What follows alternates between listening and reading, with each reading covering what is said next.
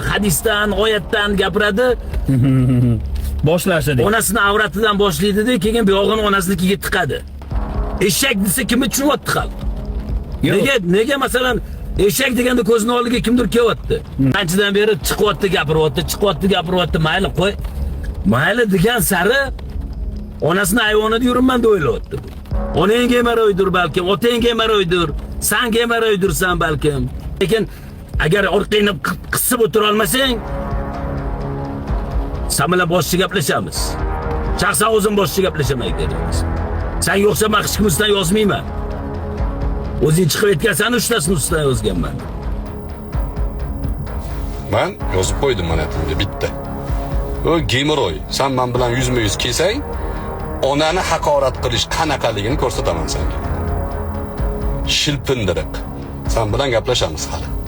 Ular yutqizgan kurashga to'ymaydi deydi-yu, bular mana shu Gulirano keysida parokanda bo'lib ketdi. Gulirano ishdan ketdi, yutdik deyishyapti. Yana boshqa joyga borganda o'tdan ham haydab yuborishdi. Ha, Gulirano shikoyat arizasida 9 ta odamga ham jinoyat qo'zg'aysan deb bergan edi. Ularga qo'zg'amayman dedi sud. Gulirano Qosimova 10 milliard so'm pul ma'naviy usherb undirib berasanlar degan edi. Atkaz qildi Qo'qon sudi. Gulirano Qosimovaning advokati Otabek Jo'rayev bilan o'tirib olib delalarni o'ynaganda Otabek Jo'rayev boshiga yetdi advokatni. Advokatni litsenziyasini bekor qilishdi.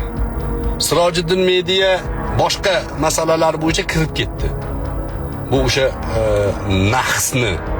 nasning ta'sirida unga ham urdi. Men terpiylamasman senga o'xshab, sen 3 ta odamni yozgan ekansan-ku deyapti. Yoningdagi Begumotga qarab aytmaysanmi? Begumot nechta odamni yozding sen deb. Men 3 ta odamni yozganman. Bilasanmi 3 ta odam kim? O'zbekistonda galliboylikni targ'ib qilgan odamlar. Galliboylarga qarshi turaman men. Buni ham hujjatim bor meni. Payg'ambar alayhissalatu vassalom davrlarida ahli ilmlarni, sahobalarni, qorilarni haqorat qilgan bir munofiqni bir sahoba gapini eshitib qolib, men seni Rasulullohga aytib beraman deb borib Rasulullohga aytib bergan. To aytgunicha oyat nozil bo'lgan. Bir mamlakatda terror harakatlari bo'layotgan bo'lsa, uni oldini olishlik terpiylarlik bo'lmaydi. Bir mamlakatda davlat to'ntarish qilayotgan o'sha chet maxsus xizmatlariga mamlakatning ichidagi strukturalarni sotishlikni harakat qilayotgan xoindan ogohlantirish terpiylarlik bo'lmaydi. Galliboylarni ustidan yozganimizni biz terpiylarlik demaymiz biz.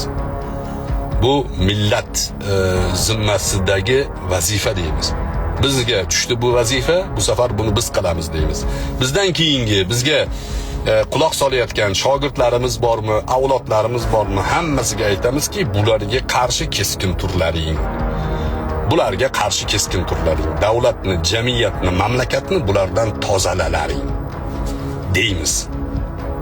Sen gemoroy 2 marta meni ota-onamni haqorat qilding. Bu shundoq qolib ketmaydi.